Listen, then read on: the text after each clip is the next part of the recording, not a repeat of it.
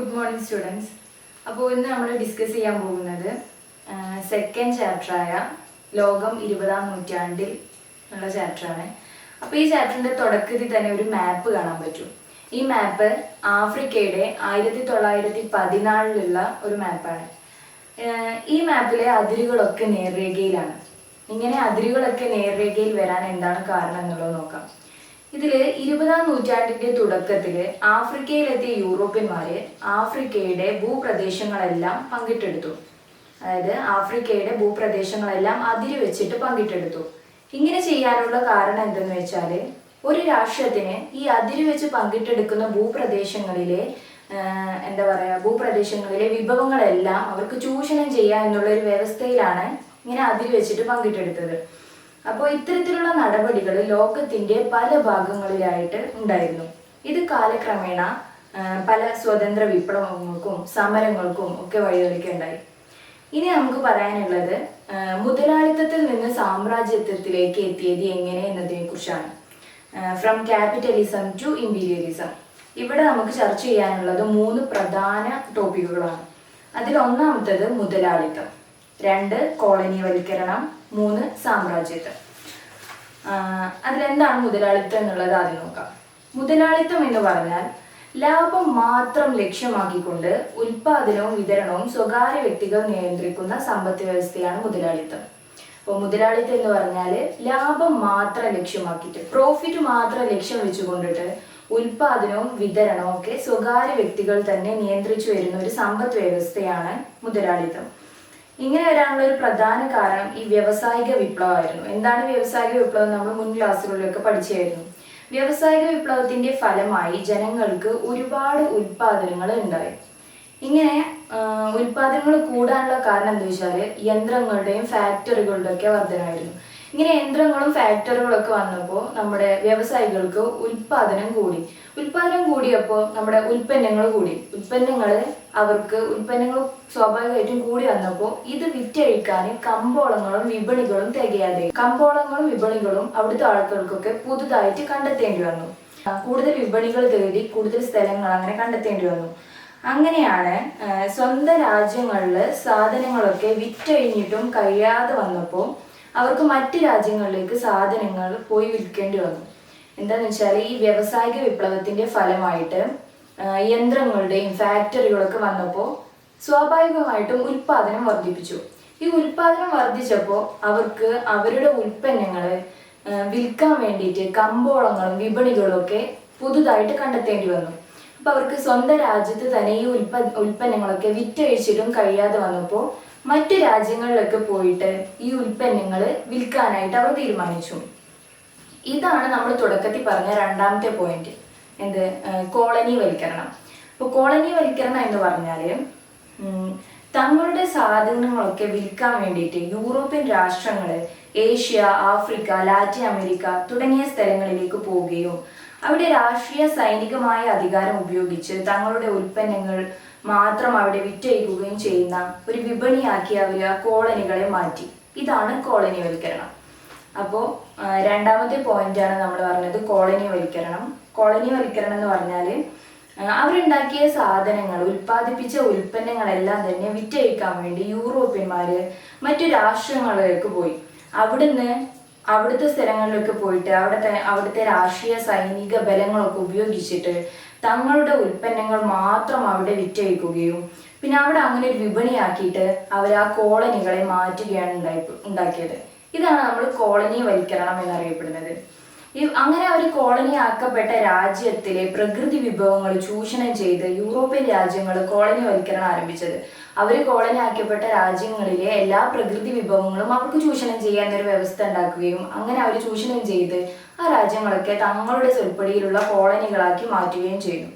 ഇങ്ങനെ യൂറോപ്യൻ രാഷ്ട്രങ്ങളൊക്കെ അവരുടെ political victory power ഉപയോഗിച്ചിട്ടാണ് ഈ കോളനികൾ സാമ്പത്തിക ചൂഷണം നടത്തിയത്. ഇതാണ് നമ്മൾ കോളനിവൽക്കരണം എന്നറിയപ്പെടുന്നത്. അപ്പോൾ ഈ ചാപ്റ്ററിലെ 3 പ്രധാനപ്പെട്ട പോയിന്റുകളാണ് നമ്മുടെ ഈ മുതലാളിത്തം, പിന്നെ കോളനിവൽക്കരണം, സാമ്രാജ്യത്വം പറഞ്ഞു. ഇങ്ങനെ കോളനിവൽക്കരണത്തിന് എതിരായിട്ട് ലോകത്തിന്റെ പല ഭാഗങ്ങളിൽ നിന്നായി തൊഴിലാളികളുടെ പ്രക്ഷോഭങ്ങളൊക്കെ പൊട്ടിപ്പുറപ്പെട്ടു.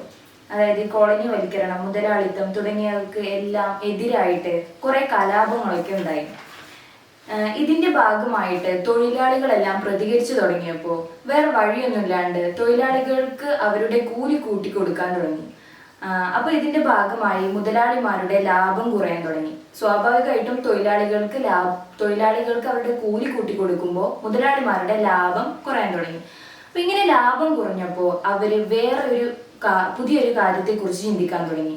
അതാണ് നമ്മുടെ മൂന്നാമത്തെ പോയിന്റായ സാമ്രാജ്യത്വം. അപ്പൊ നമ്മൾ മുതലാളിത്തം പറഞ്ഞു, പിന്നെ കോളനിവൽക്കരണം പറഞ്ഞു, പിന്നെ അടുത്തതാണ് ഇതില് സാമ്രാജ്യത്വം.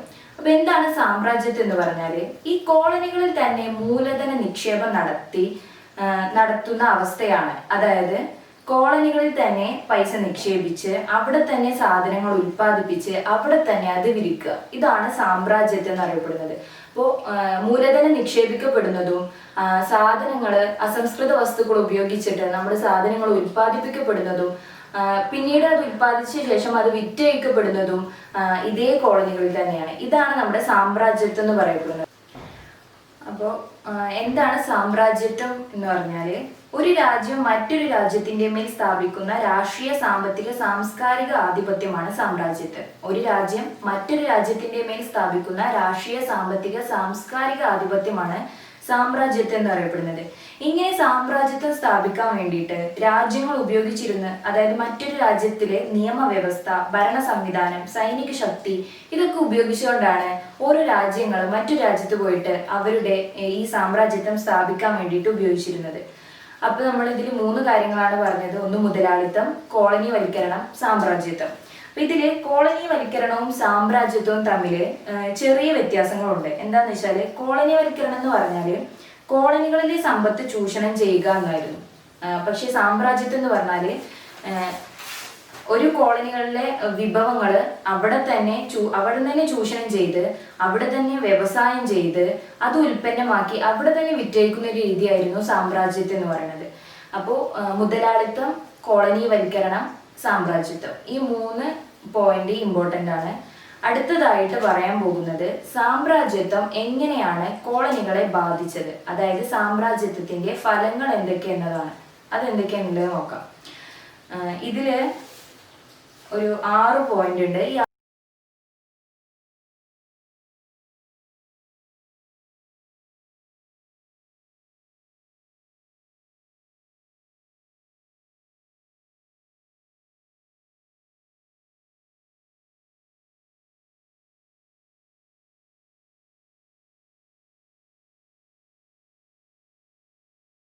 6 പോയിന്റ് കൃത്യമായിട്ട് നോട്ട് ചെയ്യണം. ഒന്ന്, കോളനികളിലെ പരമ്പരാഗത സമ്പദ് വ്യവസ്ഥയെ തകർത്തു. അതായത് ഈ കോളനികളിൽ അവർക്ക് സാമ്രാജ്യത്വത്തിന്റെ ഫലമായിട്ട് ഓരോ കോളനികളിലും പരമ്പരാഗതമായിട്ട് ഒരു സമ്പദ് വ്യവസ്ഥ നിലനിന്നു പോന്നിട്ടുണ്ടായിരുന്നു. ഇവരുടെ ആഗമനത്തിന്റെ ഫലമായിട്ട് അത്രയും കാലമായിട്ട് നിലനിന്നിരുന്ന അവരുടെ പരമ്പരാഗതമായിരുന്ന സാമ്പത്തിക വ്യവസ്ഥയിൽ വല്ലാണ്ട് തകിടമറിഞ്ഞു. രണ്ടാമത്തെ പോയിന്റ് എന്ന് പറയുന്നത് ഭരണരീതിയും നിയമവ്യവസ്ഥയും മാറ്റിമറിക്കപ്പെട്ടു. നിലവിൽ ഉണ്ടായിരുന്ന ഭരണരീതിയും നിയമ വ്യവസ്ഥയൊക്കെ മാറ്റിമറിക്കാനും അത് ഇല്ലാണ്ടാക്കാനും ഇത്തരത്തിലുള്ള ഈ സാമ്രാജ്യത്വത്തിന്റെ കടന്നുകയറ്റത്തിന് സാധിച്ചിട്ടുണ്ടായിരുന്നു. മൂന്നാമത്തെ പോയിന്റ്, ഭക്ഷ്യവിളകൾക്ക് പകരം നാണ്യവിളകൾ കൃഷി ചെയ്യാൻ തുടങ്ങി. അതായത് ഭക്ഷണത്തിന് ആവശ്യമായിരുന്ന വിഭവങ്ങളൊക്കെ കൃഷി ചെയ്യുന്നതിന് പകരമായിട്ട് ക്യാഷ് ക്രോപ്സ് കൂടുതലായിട്ട് ഉൽപ്പാദിപ്പിക്കാൻ തുടങ്ങി. അതിന്റെ ലക്ഷ്യം എന്ന് വെച്ചാൽ ലാഭം മാത്രമായിരുന്നു ലക്ഷ്യം. അപ്പൊ ഈ നാണ്യവിളകൾ കൃഷി ചെയ്യുന്നതിന്റെ ഭാഗമായിട്ട് നമുക്ക് എന്ത് ചെയ്യും, കൂടുതൽ പൈസ ഉണ്ടാക്കാൻ കഴിയും. അപ്പോൾ ഭക്ഷ്യവിളകളിലെക്കാട്ടിലും കൂടുതൽ പ്രാധാന്യം നാണ്യവിളകൾക്ക് കൊടുക്കാൻ തുടങ്ങി. അപ്പൊ ഇവിടുത്തെ കർഷകരൊക്കെ നിർബന്ധിതരായി. ഇത്തരത്തില് നാണ്യവിളകൾ കൃഷി ചെയ്യാന് കർഷകരെ സ്വാഭാവികമായിട്ടും ഈ സാമ്രാജ്യത്വത്തിന്റെ ഭാഗമായിട്ട് അവർ നിർബന്ധിതരാവുകയായിരുന്നു. നാലാമത്തെ പോയിന്റ്, ദാരിദ്ര്യം, തൊഴിലില്ലായ്മ. ഇത്തരത്തില് കടന്നുകയറ്റം ഉണ്ടാവുമ്പോൾ അവിടെയുള്ള ജനങ്ങൾക്ക് തൊഴിലില്ലായ്മയും ഇതിന്റെ അനന്തരഫലമായിട്ട് ദാരിദ്ര്യവും ഉണ്ടാവാൻ തുടങ്ങി. അഞ്ചാമത്തെ പോയിന്റ്, പ്രകൃതി വിഭവങ്ങൾ വ്യാപകമായി കൊള്ളയടിക്കപ്പെട്ടു.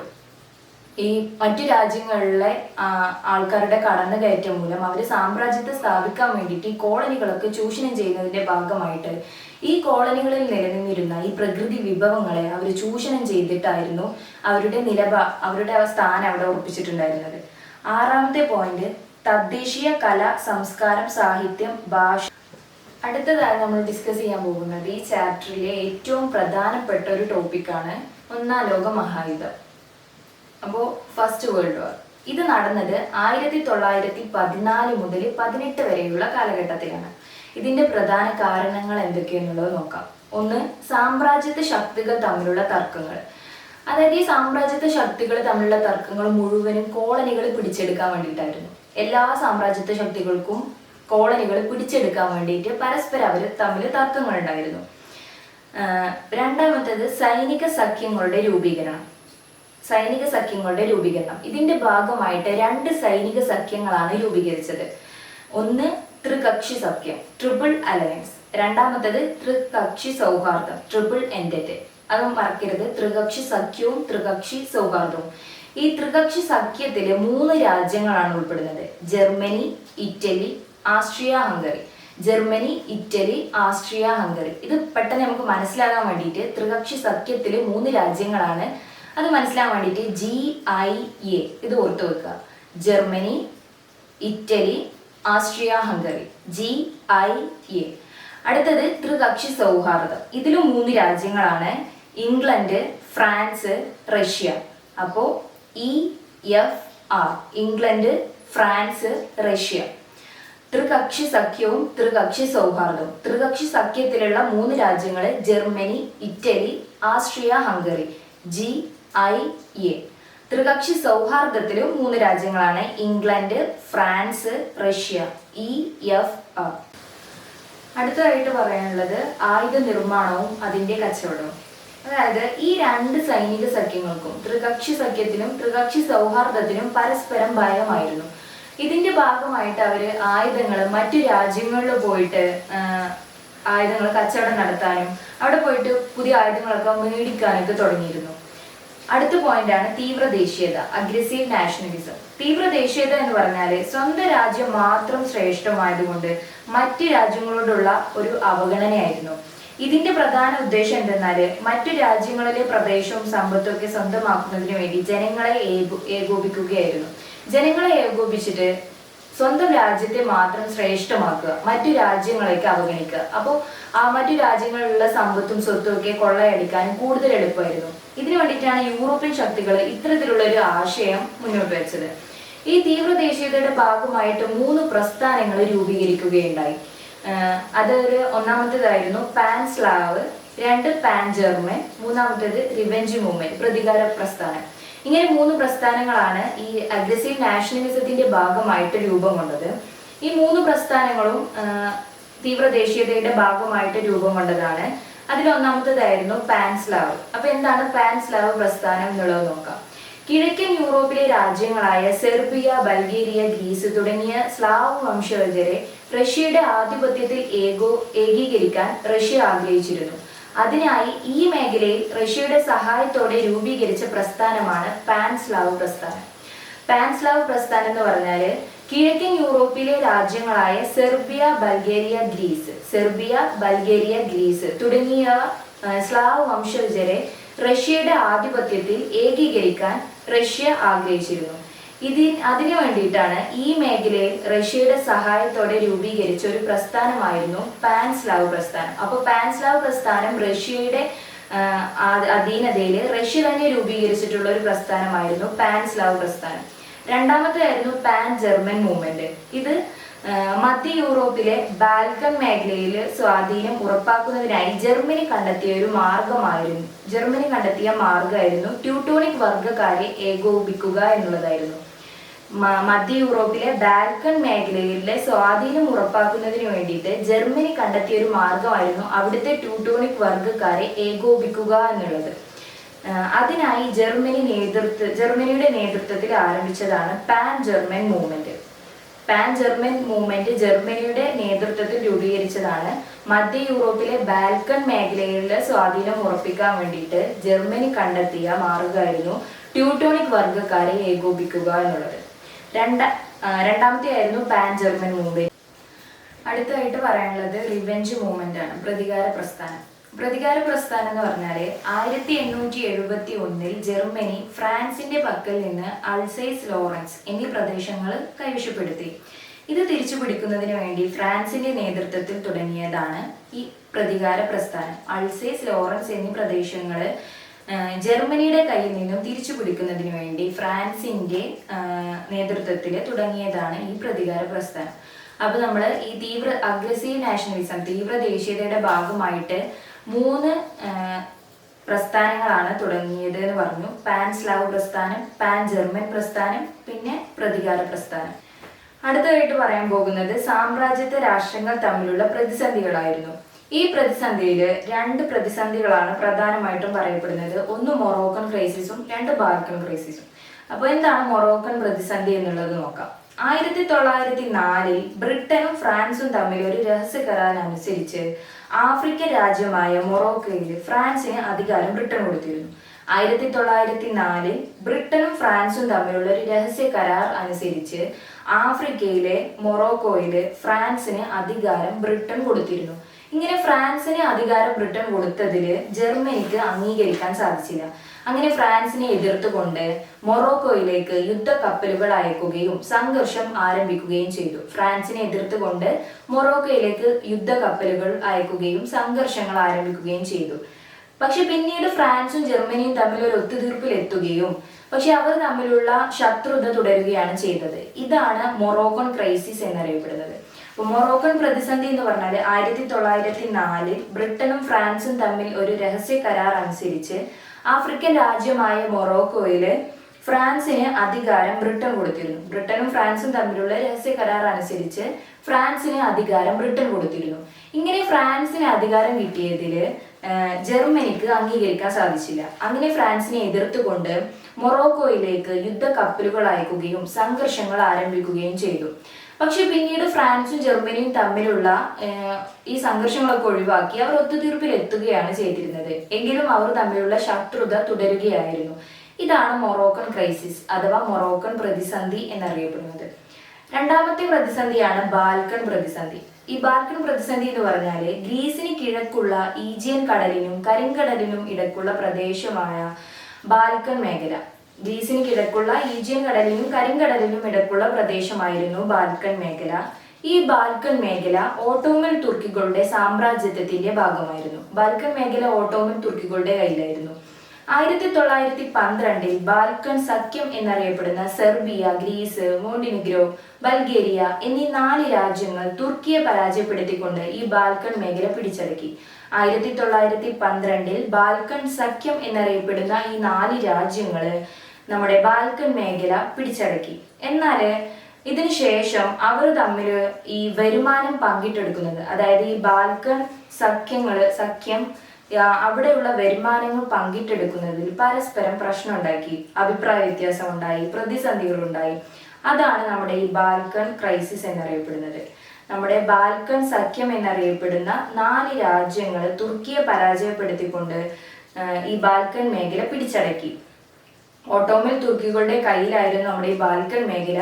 ഓട്ടോമൻ തുർക്കികളെ പരാജയപ്പെടുത്തിക്കൊണ്ട് ബാൽക്കൺ സഖ്യം എന്നറിയപ്പെടുന്ന ഈ 4 രാജ്യങ്ങൾ നമ്മുടെ ബാൽക്കൺ മേഖല പിടിച്ചടക്കി. എന്നാൽ അതിനുശേഷം അവിടെ നിന്നുള്ള വരുമാനങ്ങളൊക്കെ പങ്കിട്ടെടുക്കുന്നതിൽ ഇവർ തമ്മിൽ 4 രാജ്യങ്ങൾ തമ്മിൽ പരസ്പരം പ്രതിസന്ധികളും കലാപങ്ങളും പ്രശ്നങ്ങളൊക്കെ പൊട്ടിപ്പുറപ്പെട്ടു. ഇതാണ് ബാൽക്കൺ ക്രൈസിസ് എന്നറിയപ്പെടുന്നത്. ഇനിയാണ് യുദ്ധം തുടങ്ങുന്നതിനുള്ള പ്രധാനപ്പെട്ട കാരണം പറയുന്നത്. 1914 ഓസ്ട്രിയയുടെ കിരീടാവകാശിയായ ഫ്രാൻസിസ് ഫെർഡിനൻഡ് എന്ന് പറയുന്ന രാജകുമാരനെ ഓസ്ട്രിയയുടെ തലസ്ഥാനമായ സരയോവിൽ വെച്ച് സെർബിയയിലെ ഒരു യുവാവായ ഗാവ്ലോ പ്രിൻസിസ് വെടിവെച്ചു കൊന്നു. അതായത് ഓസ്ട്രിയയുടെ കിരീടാവകാശിയായ ഫ്രാൻസിസ് ഫെർഡിനൻഡ് എന്ന് പറയപ്പെടുന്ന രാജകുമാരനെ ഓസ്ട്രിയയുടെ തലസ്ഥാനമായ സരയോവിൽ വെച്ച് സെർബിയയിലെ ഒരു യുവാവായ ഗാവ്ലോ പ്രിൻസിസ് വെടിവെച്ചു കൊന്നു.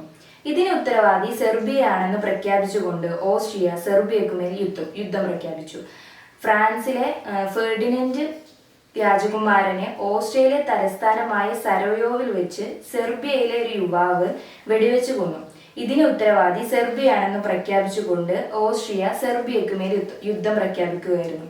1914 ജൂൺ 28 ഓസ്ട്രിയ സെർബിയക്കു മേൽ യുദ്ധം പ്രഖ്യാപിച്ചത്. ഇതാണ് 1ാം ലോക മഹായുദ്ധത്തിന്റെ തുടക്കം.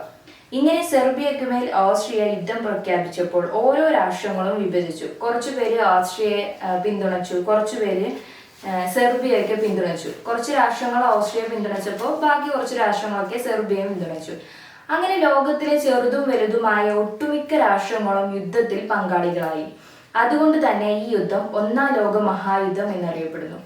പ്രധാനമായും ഇതിലുണ്ടായിരുന്ന രണ്ട് സഖ്യങ്ങളായിരുന്നു ത്രികക്ഷി സഖ്യവും ത്രികക്ഷി സൗഹാർദ്ദവും. അപ്പൊ നമ്മൾ പറഞ്ഞുകൊണ്ടിരുന്നത് ഒന്നാം ലോക മഹായുദ്ധത്തെ കുറിച്ചായിരുന്നു. 1914 മുതൽ 1918 വരെയുള്ള കാലഘട്ടമായിരുന്നു ഫസ്റ്റ് വേൾഡ് വാർ. ഇതിന്റെ പ്രധാനപ്പെട്ട കാരണങ്ങളായിരുന്നു ഡിസ്കസ് ചെയ്തിരുന്നത്.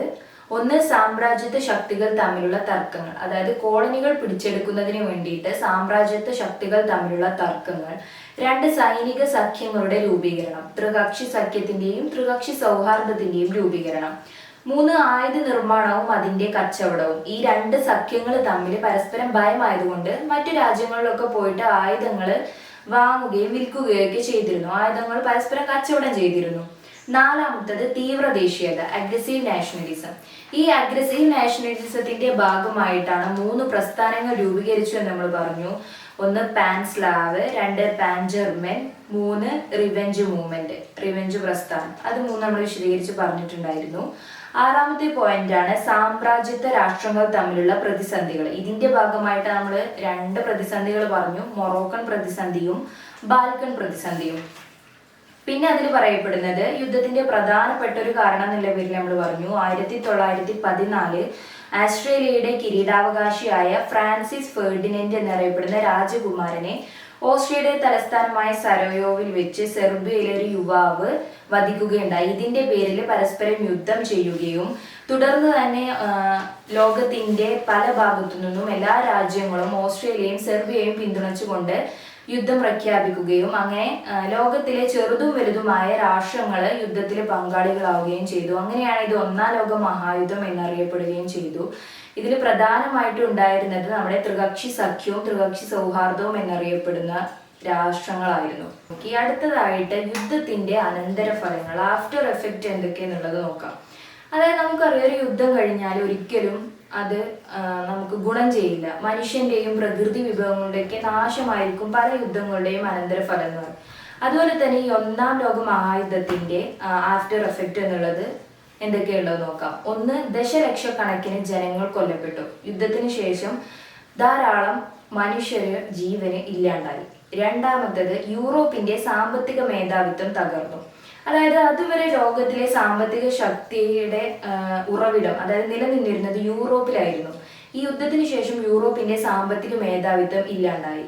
3, ദാരിദ്ര്യം, തൊഴിലില്ലായ്മ, നാണയപ്പെരുപ്പം. യുദ്ധത്തിന് ശേഷം തൊഴിലില്ലായ്മയും ദാരിദ്ര്യവും നാണയപ്പെരുപ്പും ഒക്കെ ഉണ്ടായി. 4, കൃഷി, വ്യവസായം, വാർത്താവിനിമയം എന്നിവയൊക്കെ തകർന്നു.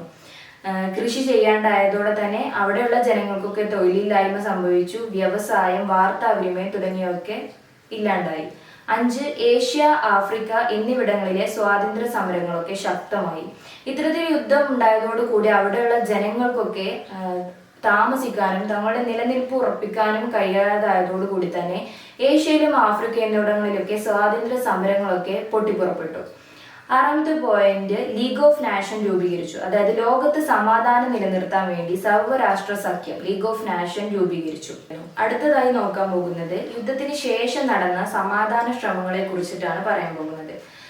1919 ഒരു പാരീസ് ഉടമ്പടി, ബ്രിട്ടനും ഫ്രാൻസും തമ്മിലുണ്ടായ ഒരു പാരീസ് ഉടമ്പടിയെ കുറിച്ചിട്ടാണ് പറയാൻ പോകുന്നത്. പാരീസിൽ വെച്ച് ഒരു സമാധാന സമ്മേളനം നടന്നു. ഈ സമ്മേളനത്തിന് നേതൃത്വം കൊടുത്തത് ഫ്രാൻസും ബ്രിട്ടനും ആയിരുന്നു. അങ്ങനെ ഈ ഉടമ്പടിയുടെ ഭാഗമായി വേഴ്സായ് സന്ധി എന്നൊരു ഉടമ്പടി ഉണ്ടായി. വേഴ്സായ് സന്ധി 1919 ജർമ്മനിയുമായി ഒപ്പുവെച്ചത്. വേഴ്സായ് സന്ധി 1919 ജർമ്മനിയുമായി ഒപ്പുവെച്ചു. ഈ വേഴ്സായ് സന്ധിയിലെ 5 പ്രധാനപ്പെട്ട കാര്യങ്ങളാണ് പറയപ്പെടുന്നത്. ഒന്ന്, ജർമ്മനിയുടെ കോളനി സഖ്യകക്ഷികൾ വീതിച്ചു. അതായത് ട്രിപ്പിൾ അലയൻസും ട്രിപ്പിൾ എൻറ്റിറ്റിയും ഒക്കെ പിടിച്ചെടുത്തു. ജർമ്മനിയുടെ കോളനികളായിരുന്ന സഖ്യകക്ഷികളൊക്കെ വീതിച്ചെടുത്തു. 2, ജർമ്മനി വൻതുക നഷ്ടപരിഹാരം നൽകണം. ഇതിന്റെ കാരണം എന്താ വെച്ചാൽ യുദ്ധത്തിന്റെ പൂർണ്ണമായ ഉത്തരവാദിത്തം, അതായത് പ്രധാന കാരണം ജർമ്മനിയാണെന്നും പറഞ്ഞ് ജർമ്മനിയിൽ നിന്ന് വൻതുക നഷ്ടപരിഹാരം നൽകണം എന്നുള്ളൊരു ഇത് ഈ വേഴ്സായ് സന്ധിയിൽ ഉണ്ടായി. മൂന്നാമത്തേത് സമ്പന്ന ഖനി പ്രദേശങ്ങൾ സഖ്യകക്ഷികളൊക്കെ കൈക്കലാക്കി. ഈ സമ്പന്നമായിട്ടുള്ള ഖനി പ്രദേശങ്ങളൊക്കെ സഖ്യകക്ഷികൾ പിടിച്ചെടുത്തു. 4 യുദ്ധക്കുറ്റം ജർമ്മനിക്ക്. നേരത്തെ പറഞ്ഞ പോലെ തന്നെ യുദ്ധത്തിന്റെ പൂർണ്ണമായ ഉത്തരവാദിത്തം ജർമ്മനിയിലാണെന്നും പറഞ്ഞ് യുദ്ധത്തിന്റെ കുറ്റം മുഴുവനും ജർമ്മനിയുടെ മേൽ അടിച്ചേൽപ്പിച്ചു. 5 ജർമ്മനിയെ നിരായുധീകരിച്ചു, ഡിസാംഡ്. ജർമ്മനിക്ക് ആയുധബലം ഒന്നും ഇല്ലാണ്ടായി. ഇങ്ങനെ സമാധാന ശ്രമത്തിന്റെ ഭാഗമായി നടപ്പിലാക്കിയ വേഴ്സായ സന്ധി തീർച്ചയായും ജർമ്മനിക്ക് ഒരു വൻ ആഘാതമായിരുന്നു. ജർമ്മനി എല്ലാം കൊണ്ടും പ്രയാസപ്പെട്ട ഒരു സന്ധിയായിരുന്നു വേഴ്സായ സന്ധി. 1919 പാരീസ് ഉടമ്പടി ബ്രിട്ടനും ഫ്രാൻസും തമ്മിലായിരുന്നു. അങ്ങനെ ഈ ഉടമ്പടിയുടെ ഭാഗമായിട്ടാണ് വേഴ്സായ സന്ധി ഉണ്ടായത്. വേഴ്സായ സന്ധി 1919 ജർമ്മനി ഒപ്പുവെച്ചത്. ഇതില് പ്രധാനപ്പെട്ട 5 കാര്യങ്ങളാണ് പറയപ്പെടുന്നത്. എന്തൊക്കെയാണെന്ന് ഒന്നുകൂടി നോക്കാം നമുക്ക്. 1, ജർമ്മനിയുടെ കോളനികൾ സഖ്യകക്ഷികൾ വീതിച്ചെടുത്തു, ട്രിപ്പിൾ അലയൻസും ട്രിപ്പിൾ എൻറ്റേറ്റയും. 2, ജർമ്മനിയുടെ വൻതുക നഷ്ടപരിഹാരം നൽകണം. ജർമ്മനിയാണ് പൂർണ്ണ ഉത്തരവാദിത്വം, ആയതുകൊണ്ട് തന്നെ ജർമ്മനി വൻതുക നഷ്ടപരിഹാരം നൽകണം എന്ന് പറഞ്ഞു. 3, സമ്പന്ന ഖനി പ്രദേശങ്ങളൊക്കെ സഖ്യകക്ഷികൾ വീതിച്ചെടുത്തു. 4, യുദ്ധക്കുറ്റം ജർമ്മനിക്ക്. 5, ജർമ്മനിയെ നിരായുധീകരിച്ചു. അങ്ങനെ ഈ വേഴ്സായ സന്ധിയുടെ ഭാഗമായിട്ട് ജർമ്മനിക്ക് ഒരു വൻ ആഘാതമായിരുന്നു. അപ്പോൾ എല്ലാം കൊണ്ടും തന്നെ വേഴ്സായ സന്ധി ജർമ്മനിയെ പ്രയാസപ്പെടുത്തുന്നതായിരുന്നു. അടുത്തതായിട്ട് പറയാൻ പോകുന്നത് യുദ്ധത്തിന് ശേഷം ഉണ്ടായ സാമ്പത്തിക മാന്ദ്യത്തെ കുറിച്ചാണ്. കാരണം യുദ്ധം പ്രധാനമായും ബാധിച്ചത് യൂറോപ്യൻ രാജ്യങ്ങളായിരുന്നു. സാമ്പത്തിക മേഖലയിലുള്ള അവരുടെ പുരോഗതി തകർന്നു. ഇങ്ങനെ പുരോഗതി തകർന്നപ്പോൾ അവർക്ക് അമേരിക്കയിൽ നിന്ന് വായ്പ സംഘടിപ്പിക്കേണ്ടി വന്നു. അതുപോലെ തന്നെ യൂറോപ്പിലും ജർമ്മനിയിലും അധികാരത്തിലുണ്ടായിരുന്ന ഒഹൻസോളൻ രാജവംശം, ആസ്ട്രിയ ഹംഗറിയിലെ ഹാബ്സ്ബർഗ് രാജവംശം തുടങ്ങിയ രാജവംശങ്ങളൊക്കെ അധികാരം നഷ്ടപ്പെടുകയുണ്ടായി. ഇതൊക്കെ ഈ സാമ്പത്തിക മാന്ദ്യത്തിന്റെ ഭാഗമായിട്ടാണ് ഈ പറയപ്പെട്ട രാജവംശങ്ങൾക്കൊക്കെ അവരുടെ അധികാരം ഇല്ലാണ്ടായി. അങ്ങനെ യൂറോപ്യൻ രാജ്യങ്ങൾ അമേരിക്കയിൽ നിന്ന് വായ്പ സംഘടിപ്പിച്ചു. അങ്ങനെ എല്ലാവരും അമേരിക്കയെ ആശ്രയിച്ചപ്പോൾ അമേരിക്ക വൻ ശക്തിയായി മാറി. ലോകത്തിലെ തന്നെ വൻ ശക്തിയായി അമേരിക്ക പിന്നീട് ഉയർന്നു വന്നു. ലോകത്തിന്റെ സമ്പത്തിന്റെ കേന്ദ്രം പിന്നീട് അമേരിക്കയായി മാറി. അമേരിക്കൻ ഡോളർ ആഗോള വിനിമയത്തിന്റെ പ്രധാന ഭാഗമായി മാറി. ബ്രിട്ടീഷ് പൗണ്ടിന് പകരം അമേരിക്കൻ ഡോളർ ഒരു സ്ഥാനം വന്നു. അങ്ങനെ അമേരിക്ക ലോകത്ത് വൻ ശക്തിയായി ഉയർന്നു വന്നു. എന്നാൽ ഈ അമേരിക്കക്ക് വൻ ശക്തിയായി ഉയർന്നതും അമേരിക്കയുടെ വളർച്ച കൂടുതൽ കാലം നിലനിന്നില്ല. അതിന് കാരണം എന്താണെന്ന് വെച്ചാൽ 1929 ഒരു എക്കണോമിക് ക്രൈസിസ് അമേരിക്കയിൽ ഉണ്ടായി. 1929 ലോകത്തിലെ തന്നെ പിടിച്ചു കുലുക്കിയ ഒരു സാമ്പത്തിക മാന്ദ്യം വന്നു. അതിൽ പ്രധാനപ്പെട്ട കാരണങ്ങളാണ് അടുത്തതായിട്ട് നമ്മൾ പറയാൻ പോകുന്നത്. 1929 ലോകത്തിലെ തന്നെ പിടിച്ചു കുലുക്കിയ ഒരു സാമ്പത്തിക മാന്ദ്യത്തെ കുറിച്ചിട്ട്. അതിലൊന്നാമത്തെ പോയിന്റാണ് ജനങ്ങൾക്ക് സാധനങ്ങൾ വാങ്ങാൻ കഴിയാതെയായി. ഉൽപ്പന്നങ്ങൾ ഫാക്ടറികൾ കെട്ടിക്കിടന്നു. യൂറോപ്യൻ രാജ്യങ്ങൾക്ക് വായ്പ തിരിച്ചു നൽകാൻ കഴിയാതെയായി. ബാങ്കുകൾ തകർന്നു. പണപ്പെരുപ്പം കൂടി. തൊഴിലില്ലായ്മ, ദാരിദ്ര്യം. യൂറോപ്യൻ രാജ്യങ്ങൾ കോളനികളിൽ നികുതി വർദ്ധിപ്പിച്ചു. ഇങ്ങനെ 7 പോയിന്റാണ് നമ്മൾ ഈ സാമ്പത്തിക മാന്ദ്യത്തില് പ്രധാന കാരണങ്ങളായി പറയപ്പെടുന്നത്. ഇങ്ങനെ ദാരിദ്ര്യം, തൊഴിലില്ലായ്മ, പട്ടിണി, പണപ്പെരുപ്പം എല്ലാം കൂടി ആയപ്പോൾ യൂറോപ്പിലെ രാജ്യങ്ങൾ അത് മറികടക്കാൻ ഉപയോഗിച്ച പ്രധാനപ്പെട്ട ഒരു മാർഗം എന്ന് പറയപ്പെടുന്നത് യൂറോപ്യൻ രാജ്യങ്ങൾക്ക് പല കോളനി രാജ്യങ്ങളുണ്ടായിരുന്നു. നമ്മൾ മുന്നേ പറഞ്ഞ പോലെ അവര് ഈ സാമ്രാജ്യത്വ ശക്തികൾ കോളനികൾ പിടിച്ചെടുക്കുന്നതിലായിരുന്നു പരസ്പര മത്സരങ്ങൾ. അങ്ങനെ അവർ പിടിച്ചെടുത്തിട്ടുണ്ടായിരുന്ന കോളനി രാജ്യങ്ങളിലൊക്കെ സാധനങ്ങൾ വാങ്ങുന്നതിൽ നികുതി വർദ്ധിപ്പിച്ചു. അവിടെയുള്ള ജനങ്ങൾക്ക് സാധനങ്ങൾക്ക് നികുതി വർദ്ധിപ്പിച്ചു. അപ്പോൾ അവിടെ കൂടുതൽ നികുതി പിരിച്ചതോടെ കോളനികളിലെ ജനങ്ങൾക്ക് പ്രയാസമായി. ഈ ഒരു സാമ്പത്തിക മാന്ദ്യം പ്രധാനമായും ബുദ്ധിമുട്ട് അനുഭവിച്ചത് ആ കോളനികളിലെ ജനങ്ങളായിരുന്നു. കാരണം അവർക്ക് നികുതി കൂടി, സാധനങ്ങൾ വാങ്ങാൻ പറ്റാതെയായി, ഭയങ്കര ബുദ്ധിമുട്ടായി. അപ്പോൾ ഈ സാമ്പത്തിക മാന്ദ്യം പ്രധാനമായും ബാധിച്ചത് ഇത്തരത്തിലുള്ള കോളനി രാജ്യങ്ങളിലെ സാധാരണ ജനങ്ങളെയായിരുന്നു.